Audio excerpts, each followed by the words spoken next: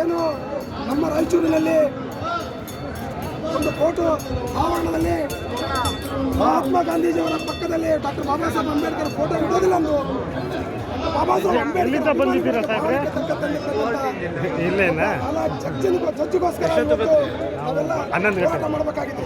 ನೋಡಿ, ಇವತ್ತು ನಾವು ಈ ಮಾಧ್ಯಮದಲ್ಲಿ ಮತ್ತು ಎಲ್ಲ ಹೋರಾಟಗಾರರಿಗೆ ಯಾಕೆ ಇವತ್ತು ಈ ಹೋರಾಟವನ್ನು ಮಾಡ್ತಕ್ಕಂಥದ್ದು ಹೆಸರುಗೋಸ್ಕರ ಅಂದರೆ ಯಾವುದೋ ತಾಲೂಕ್ ಪಂಚಾಯತಲ್ಲಿ, ಜಿಲ್ಲಾ ಪಂಚಾಯತಲ್ಲಿ ಯಾವುದೋ ಒಂದು ವ್ಯಕ್ತಿಗೆ ಅನ್ಯಾಯ ಆಗಿದೆ ಅಂತಲ್ಲ.